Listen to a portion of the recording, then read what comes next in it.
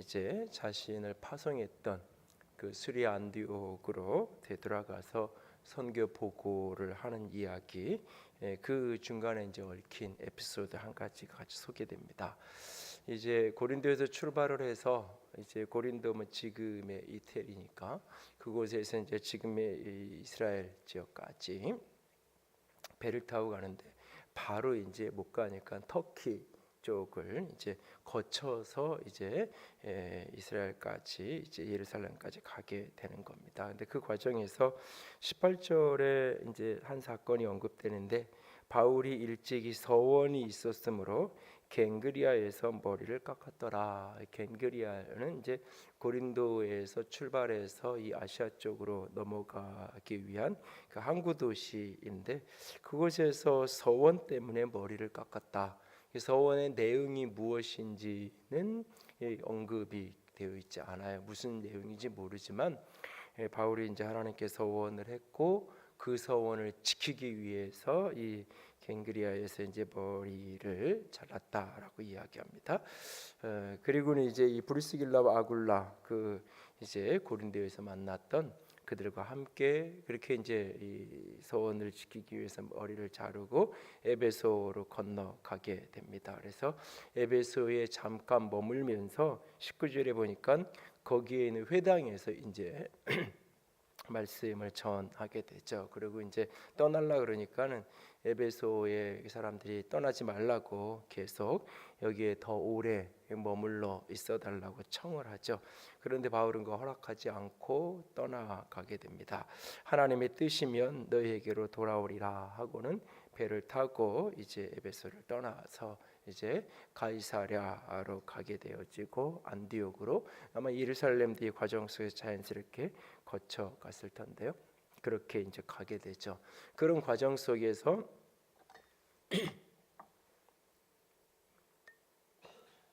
고린도에서 만났던 브리스길라와 아굴라는 그 에베소에 그대로 머물러 있게 되는 겁니다. 그렇게 2차 선교 여행이 마쳐지고 예루살렘에까지 그러니까 자신을 파송했던 안디옥까지 가서 모든 선교 보고를 하게 됩니다. 그리고는 이제 다시 이제 3차 선교 여행을 떠나는 거죠. 그래서 이제 23절에 그곳에 얼마 동안 머물러 있다가 갈라디아와 부르기아, 지금의 터키 중동부 지역이라고 표현할 수 있는 터키 내륙 지역의 갈라디아 부르기아를 거쳐서 결국은 이제 에베소까지.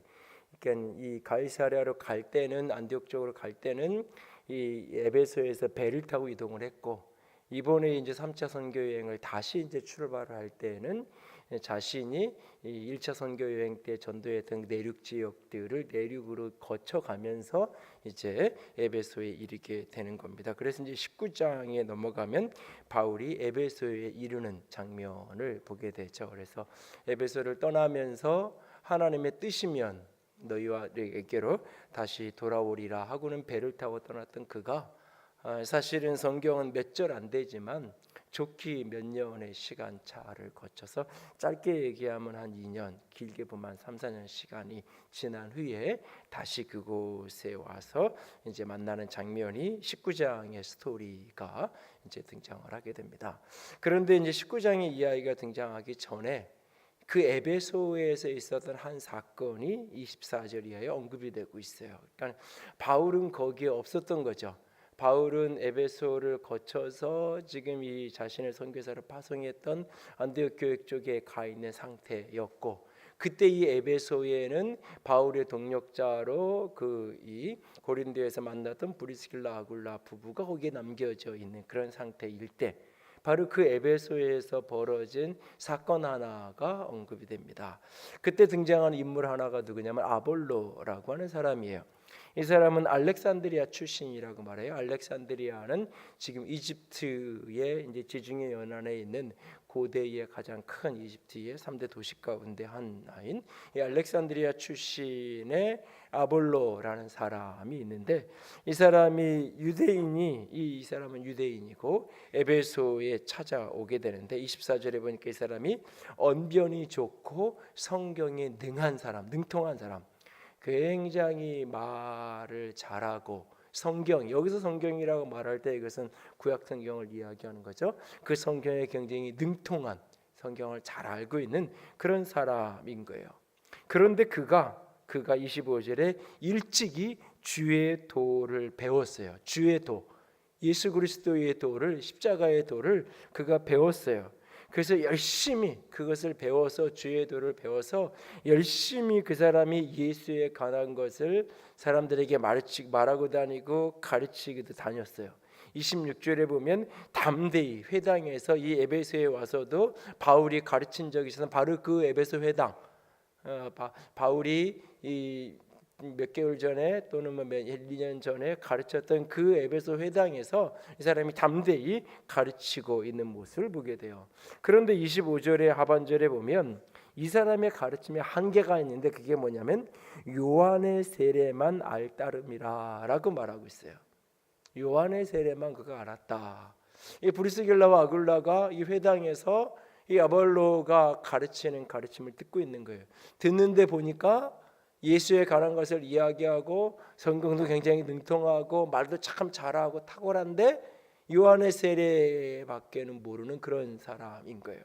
그래서 그를 데려다가 그 이야기를 듣고는 데려다가 25절, 26절 하반절에 보면 데려다가 하나님의 도를 더 정확하게 풀어 이르더라.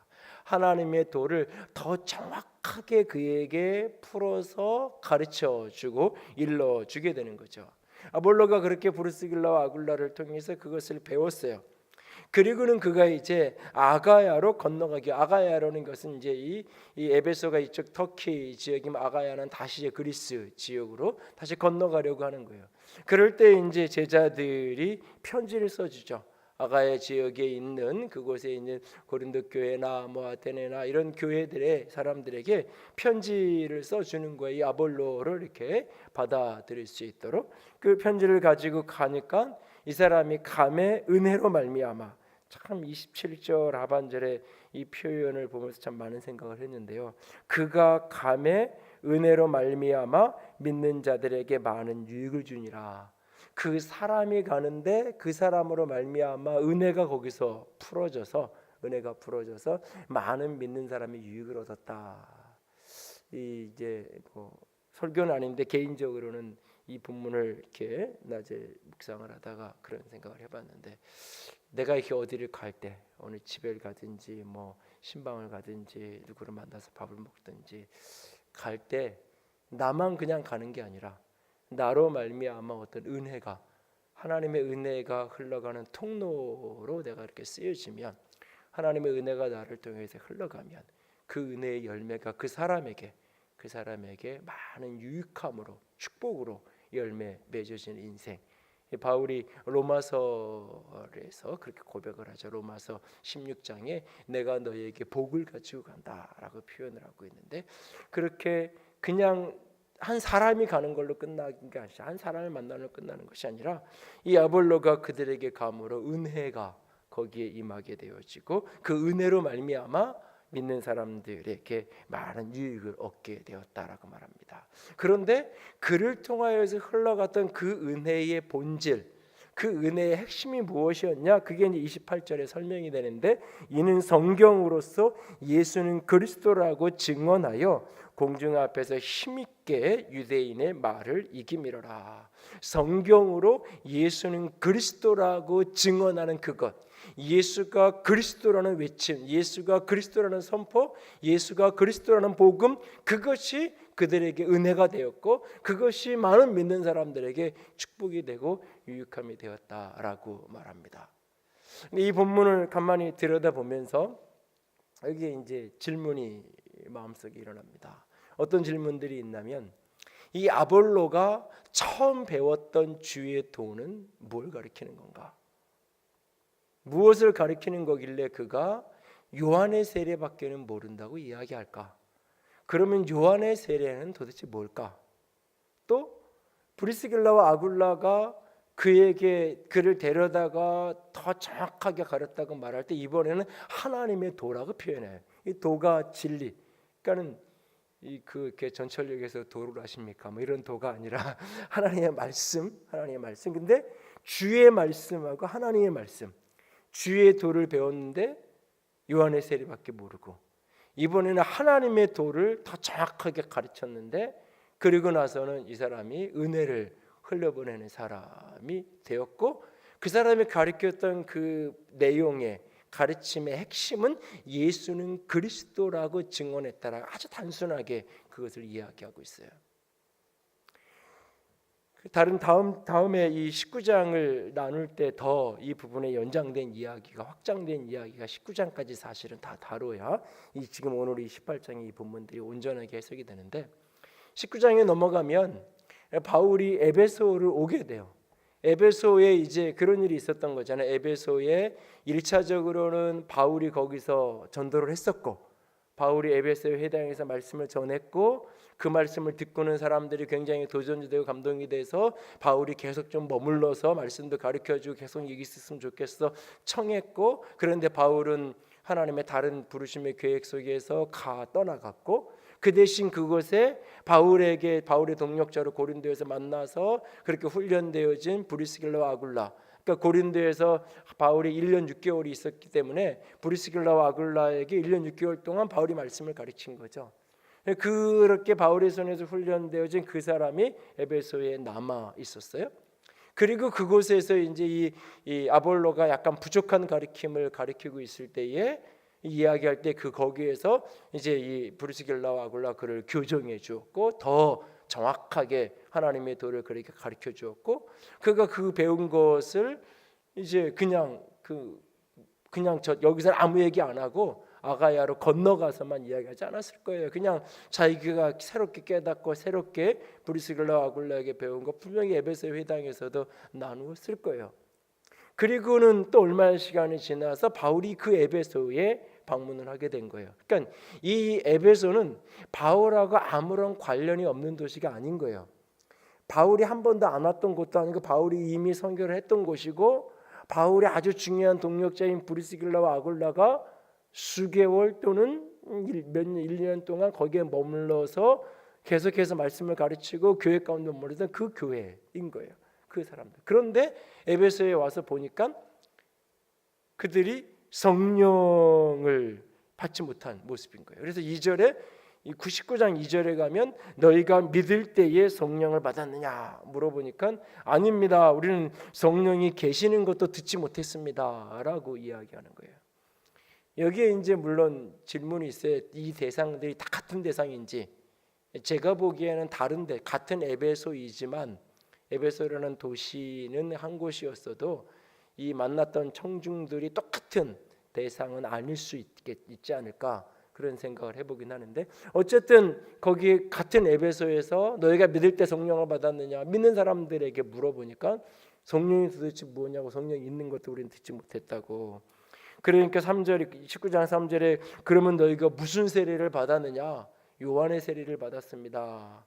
그러니까 4절에 요한이 회개의 세례를 베풀며 백성에게 말하기를 내 뒤에 오시는 이를 믿으라고 했다.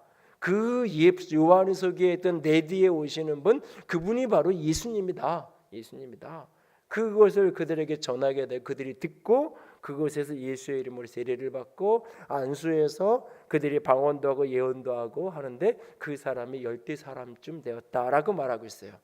그러니까 이 9장에 등장하는 이 에베소의 이 12사람, 이 사람들은 어쩌면 브리스길라와 아굴라를 못 만난 사람일 수도 있어요. 어쨌든 이 장소적으로는 같은 에베소이라는 곳에서 이런 장면이 벌어져요.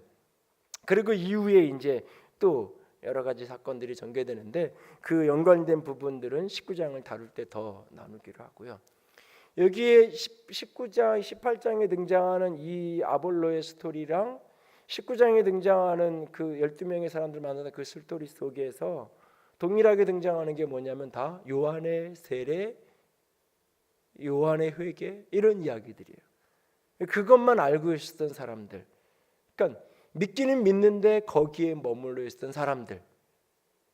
그래서 브리스길라와 아굴라는 그들을 데려다가 더 정확하게 복음을 그들에게 가르쳐 주었고, 바울은 자기가 직접 예수 그리스도를 소개하고 그들에게 세례도 예수의 이름으로 세례를 주고 거기 안수해서 성령을 경험하고 체험할 수 있도록, 그리고 거기에 그 방언도 하고 예언도 하고 놀라운 역사가 벌어지는 사건이 벌어지게 돼요. 오늘날도 교회 안에 사실 이런 고민이 있어요. 그러니까 저는 성향적으로 이게 쉽게 안 미쳐요. 그러니까 이게 무슨요? 뭔가에 쉽게 안 빠져요. 그러니까 이렇게 뭔가를 이렇게 어디 가서 세미나 이렇게 참석을 해도 한 번 갔다 오고 뭔 바꾼 적이 별로 없는 것 같아요. 요즘에 이제 이런저런 이유로 알파코스를 좀 쉬고 있는데, 전도 교회가 전도의 방법론으로 어떤 걸 하면 좋을까? 뭐 오래전부터 제가 전도 폭발에 관련도 돼 있고 뭐 직간접적으로 그래서 전도 폭발을 할까 뭐 이런 고민들을 많이 하다가 알파코스라는 것을 만나고는 이걸 교회 안에 하면 좋겠다. 이게 한 번이 아니라 이렇게 10주란 기간을 통해서 차근차근 복음을 전체 다루면서 하나님을 경험할 수 있도록 돕는 게 좋겠다.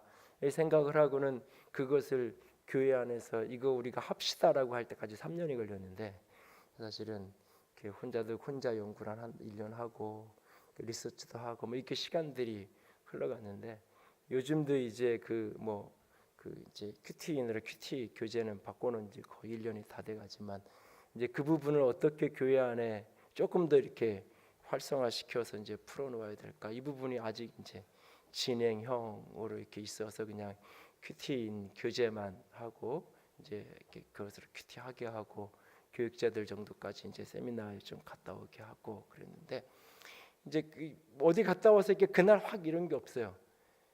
그 얘기는 뭐냐면 이걸 이제 조금 더 종합적으로 이렇게 사고하는 그런 부분들이 제 속에 강한데, 근데 이제 사실은 그게 사람들에게는 별로 매력이 없어요. 사실은 이게 사람들은 이렇게 균형 있는 걸 좋아하는 것 같지만 특별히 한국 사람들이 정서적인 그런 게 있어서 한번 어디에 훅 빠지는 게 있어요. 그래서 이렇게 좀 이렇게 강하게 막 끌어야 이게 더 어떻게 보면 활성화되고 그런 부분들이 있는데, 저는 그런 부분에 이제 조금 이렇게 부정적인 이렇게 제 자신 성향적으로 그런 것들이 있는데, 그러니까 오래전에는 한국교회 이런 것들이 있었죠. 성령 세례를 받지 않은 것은 다 가짜라고 말하지 않지만 가짜인 것처럼 조장하는.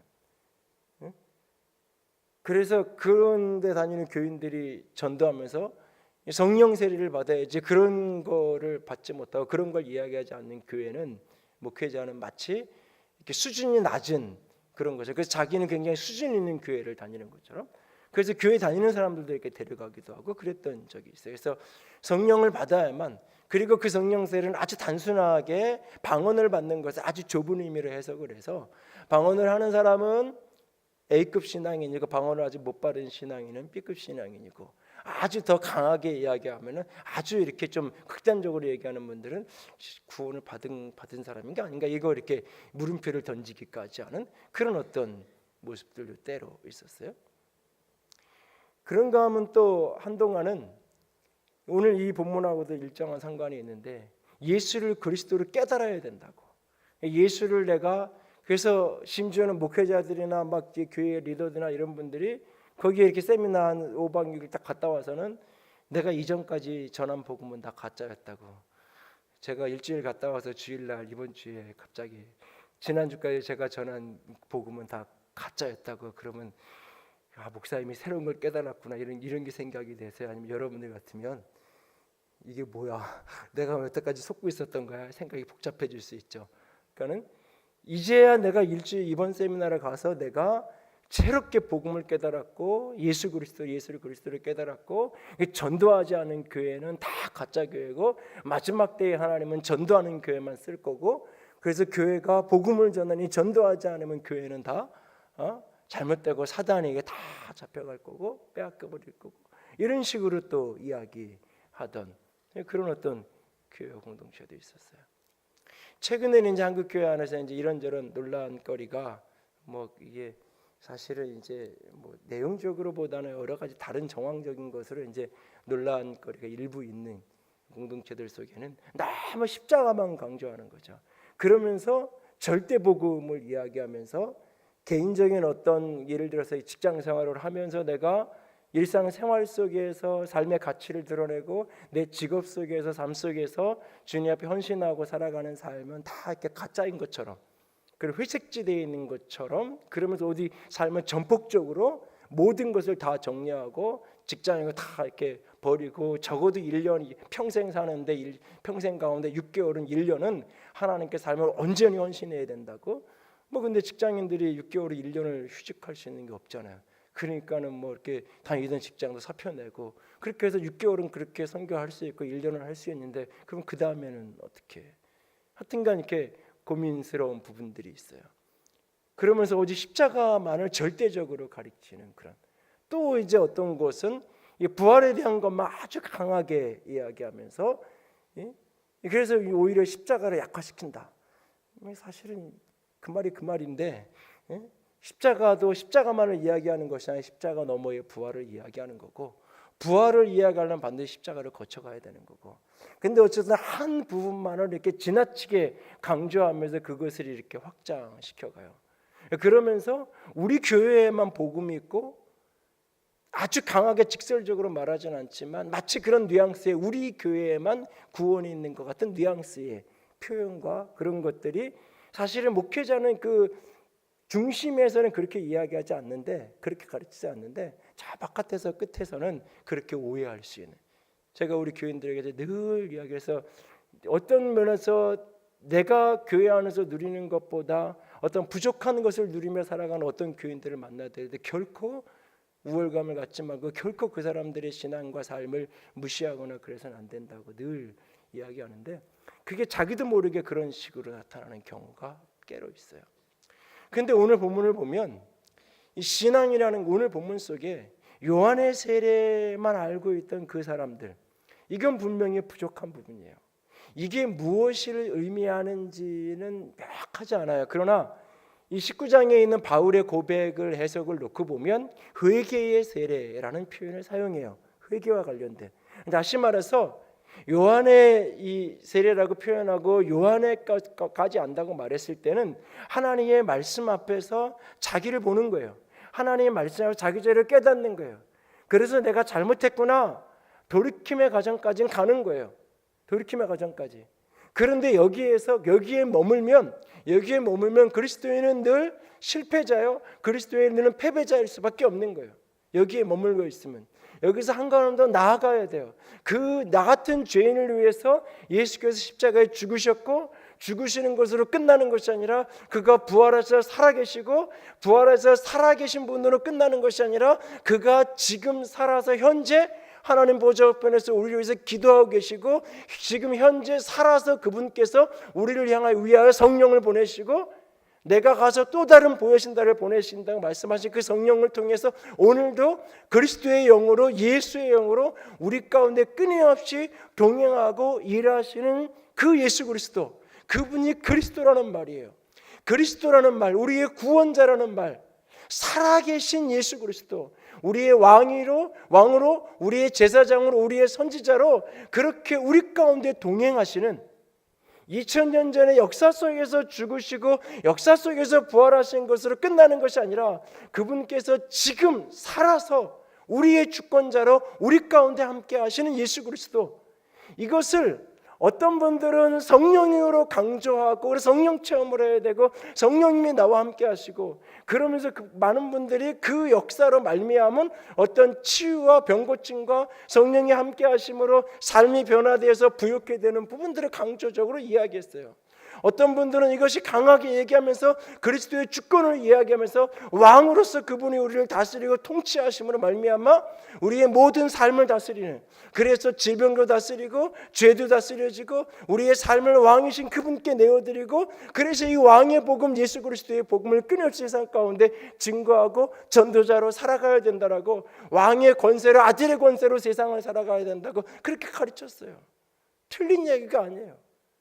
오늘 그 십자가의 복음이 나의 모든 죄를 씻었고, 십자가의 복음이 나의 모든 죄로부터 나를 자유케 했기 때문에 그 십자가 앞에 나도 예수 그리스도의 십자가를 짊어지고 그 십자가를 따르는, 내 안에 더 이상 내 욕심과 내 욕망대로 사는 것이 아니라 내 안에 그리스도께서 사는 그래서 예수가 십자가의 길을 걸어갔던 것처럼 나도 그 십자가의 길을 기쁨과 감격과 능력 가운데 걸어가는 자가 되어야 된다. 맞는 이야기예요. 그 십자가 넘어 그리스도가 십자가가 실패의 십자가가 아니라, 십자가가 죽음의 십자가가 아니라, 십자가가 저주의 십자가가 아니라, 십자가가 영광의 십자가요, 승리의 십자가요, 십자가가 하나님의 성공의 축복의 십자가가 되기 위해서는 반드시 부활이 있어야 되는 거예요. 그래서 부활의 시각으로 십자가를 바라보고 부활의 시선으로 삶의 모든 것을 예수 그리스도의 생애를 해석해야 되는, 그리고 부활하신 예수 그리스도가 객관적 사실로만 부활한 것이 아니라 교리적인 진술과 신학적 진술로만 부활하신 것이 아니라 그분이 지금 살아서 하시는 일, 지금 살아서 나를 위해서 기도하시고 지금 살아서 당신의 영으로 우리 가운데 동행하셔서 부활의 생명 우리 가운데 일하시는, 그래서 우리의 삶의 모든 죽어있는 것들이, 그것이 육체의 질병이든지 영적인 어떤 묶임이든지 모든 우리의 삶에 죽어있는 것들로부터 부활의 능력을 경험해야 되는 것, 그것을 한마디로 표현하면 오늘 본문에 예수는 그리스도라고 말하고 있어요. 예수는 그리스도라고. 이 모든 설명들을 아주 단순하게 이야기하면 내가 믿는 것을 삶으로 누리며 살아가야 된다는 이야기예요. 내가 믿는 그리스도를 오늘의 삶의 고백으로 경험하며 살아야 된다는 이야기예요. 내가 죄사함을 받았다는 것을 믿었다면 죄사함의 자유함 속에 살아야 된다는 거예요. 오늘을 내가 죄사함을 받았다면 그 죄사함의 능력 속에서 오늘 죄를 이기고 죄를 정복하며 살아야 한다는 거예요. 오늘 그분이 왕이고 그분이 살아계신 나의 주가 되신다면 오늘 그분의 주권으로 내 삶을 다스리고 살아야 되는 거예요. 그분이 나의 주권자가 되시는, 그래서 내 삶을 그리스도에게 온전히 순종의 제물로 드리며 살아가는, 그분이 내 삶을 다스리시기에 내 삶의 모든 것 속에서 하나님의 능력이 드러나는, 그래서 모든 질병과 연약함과 어두움이 예수 그리스도의 십자가의 능력으로, 복음의 능력으로 깨트려지고, 특별히 죄의 권세가 깨트려져서 죄가 끊어지고 죄로부터 돌이켜지는 삶을 살아가게 되는 것, 예수는 그리스도라고 하는 이 메시지, 거기까지 나아가야 되는 게 분명히 맞아요. 그런데 오늘 본문 속에 바울은, 그리고 브리스길라와 아굴라는 그 아볼로의 부족한 그 수준, 에베소에 있는 그 사람들의 부족한 수준을 보면서 손가락질하지 않았어요. 그래서 비난하지 않았어요. 그것을 안타까움으로 바라봤을 뿐이에요. 그리고 그를 데려다가 그 하나님의 진리를 더 정확하게, 더 자세하게 그에게 나누고 그에게 전하였던 것일 뿐이에요.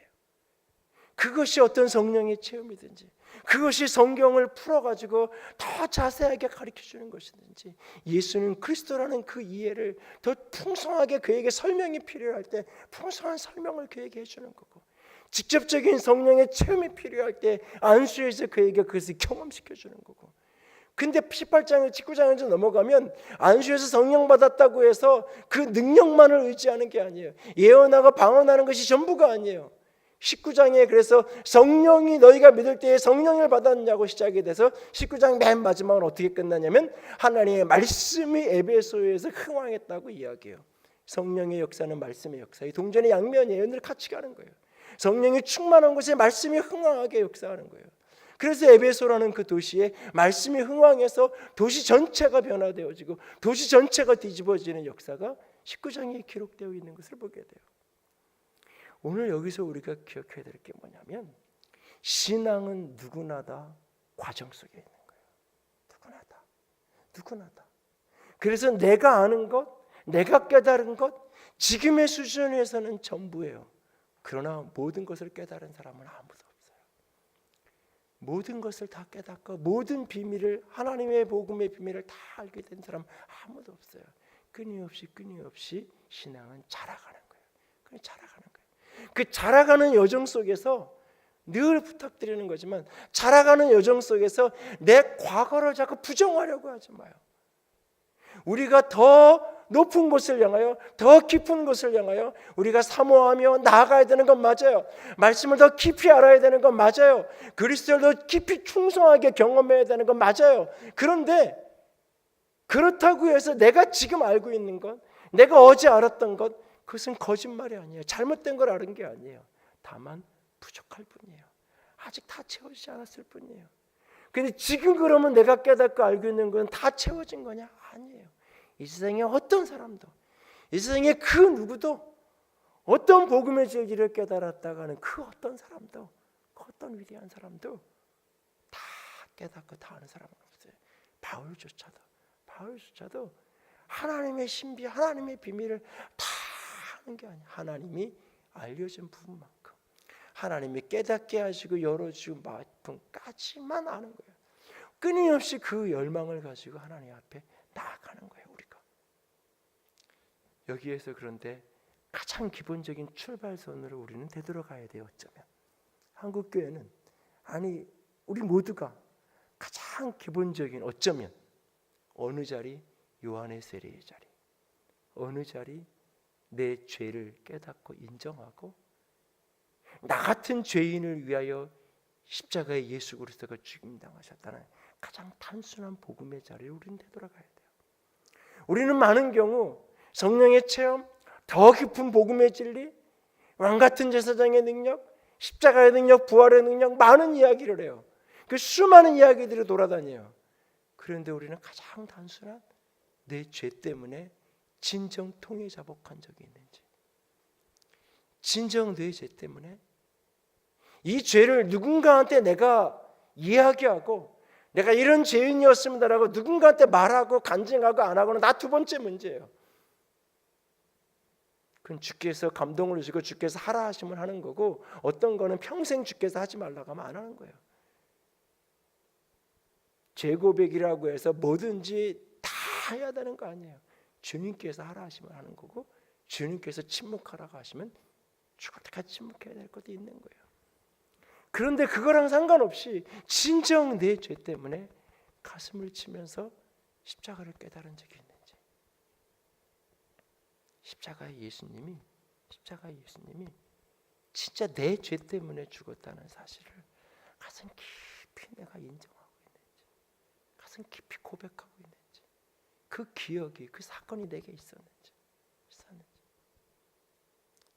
이런 생각을 하면서 제가 쭉 했던 설교들을, 최근 몇 년 동안 했던 설교 제목과 리스트를 한번 쭉 짧게 스크린에 봤어요. 문제는 저 붙어 있더라고요.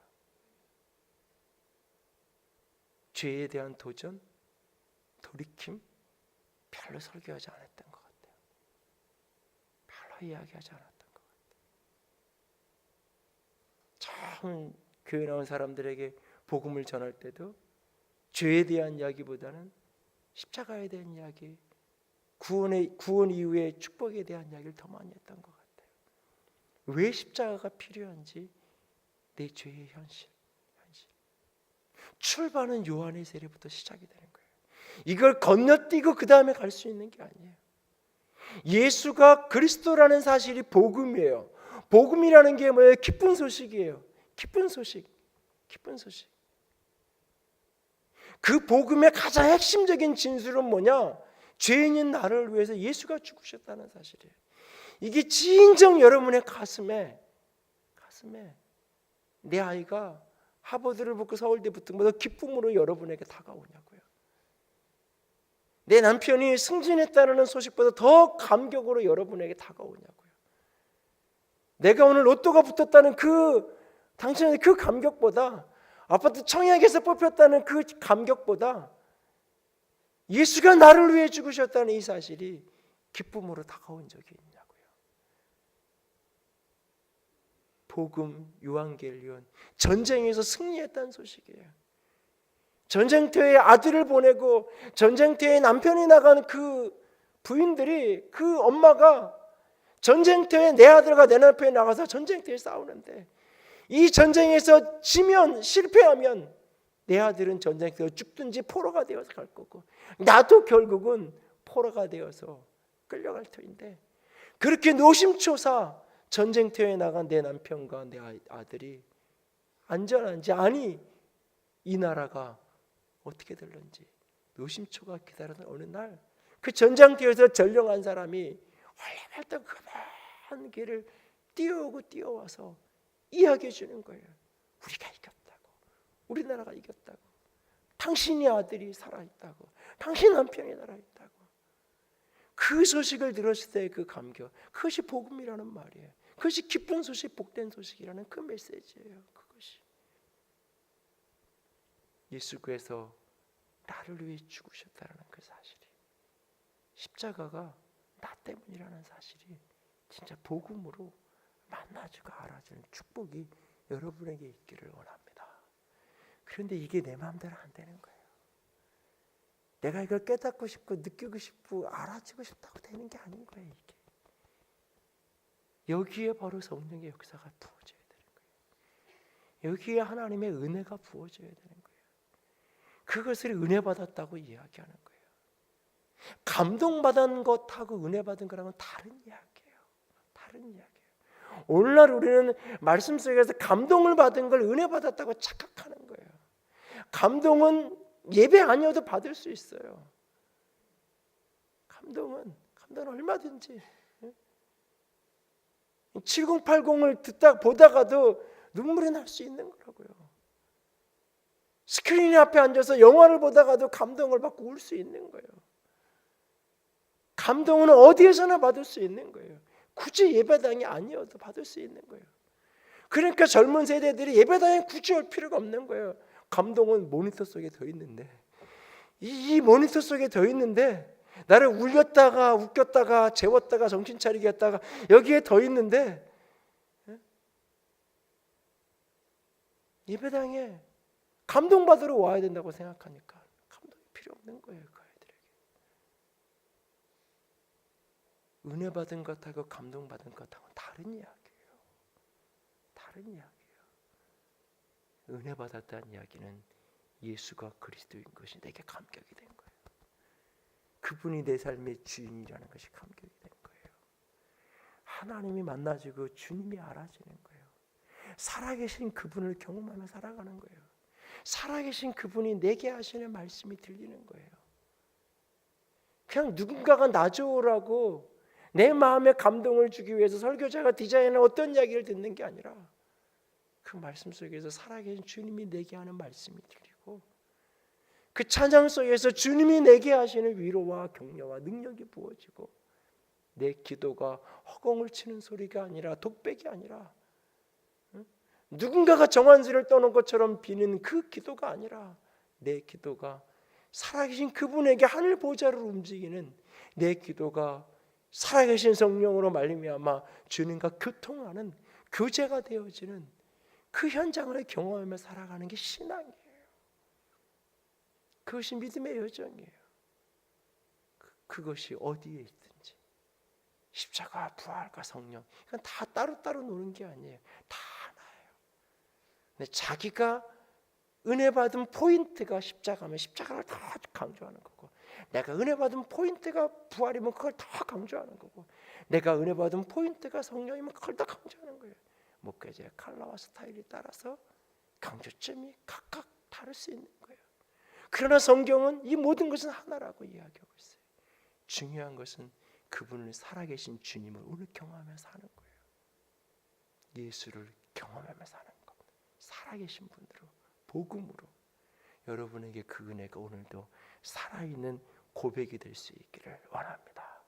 성경을 읽을 때마다, 성경을 묵상할 때마다, 말씀을 펼칠 때마다 이 말씀 속에서, 성경 속에서 예수가 그리스도로 만나질 수 있기를 원합니다. 성경을 읽을 때마다, 묵상할 때마다 그 속에서 주님이 내게 하시는 말씀이, 주님이 내게 하시는 음성이 들려지는 축복이 있기를 원합니다. 그냥 단순한 글이 아니라, 단순한 전기가 아니라, 단순한 교훈집을 내가 읽는 게 아니라, 우화를 읽고 내가 위인전을 읽는 거 있고 역사 소설을 읽는 게 아니라, 하나님이 내게 하시는 말씀, 하나님이 내게 주시는 말씀, 그렇게 말씀이 읽어지고, 그렇게 말씀이 묵상되고, 그렇게 말씀이 들려지는, 그래서 이 말씀이 내 영과 심령과 골수를 찔러쪼개 하는 거잖아요. 그래서 말씀 앞에 내 영혼이 움직이는 거잖아요. 내 말씀 앞에서 내 생각이 움직여가기 시작하는 거잖아요. 이 말씀이 나를 뚫고 들어와서 내 삶이 달라지고 삶이 변화되는 거잖아요. 그런 은혜가, 그런 축복이 여러분 속에 있기를 원합니다.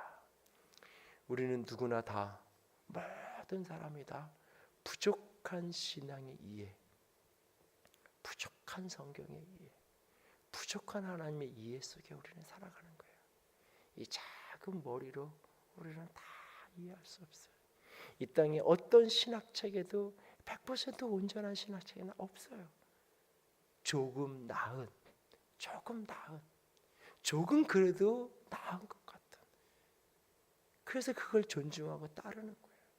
우리가 누구나 다 부족한 이해를 가지고 있다는 사실 앞에서 하나님을 향한 더 깊은 알을 향한 열망을 놓치지 않기를 원합니다. 그리고 그 모든 것의 출발점은 어디서부터 오는 거냐? 요한의 세례부터 오는 거예요. 이건 헛된 게 아니에요. 거기서부터 시작하는 거예요. 거기서부터. 처음 사도행전에 복음을 듣고 가슴을 찢는 그들에게 너희가 회개하여 제사를 받고 성령의 선물을 받으려고 사도는 선포했어요. 회개해서 제사를 받고 그 위에 성령이 주시는 다양한 축복들이 우리에게 누려질 수 있는 축복이 있기를 원합니다. 하나님 앞에서, 십자가 앞에서 내가 어떠한 죄인인지가 알아지는 은혜, 그것이 성령의 능력으로 깨달아지고 그 앞에서 믿음의 고백이 새롭게 일어나는 저와 여러분이 될 수 있기를 원합니다. 십자가가 오래된 추억이 되지 않기를 원합니다. 오래된 옛 이야기가 되지 않기를 원합니다. 십자가를 생각하면 내가 학생 때 어느 기도원에서 어느 수련회에서 뜨겁게 만났던 그 예수님, 대학교 때 어느 캠퍼스 수양회 때 만났던 그 예수님을 추억하는 사건이 되지 않기를 원합니다. 십자가가 오늘의 내 십자가가 되기 원하고, 부활이 오늘의 내 부활의 사건이 되기 원하고, 성령이 오늘 나의 성령이 될 수 있기를 원합니다. 그렇게 끊임없이 신앙은 현재형으로 살아가는 거예요. 신앙은 오늘로 살아가는 거예요. 오늘, 지금. 그래서 오늘 충만하다가 내일 바닥으로 떨어지기도 하고, 바닥으로 떨어졌던 그 사람이 그 다음 날은 또 다시 일어나기도 하는 거예요.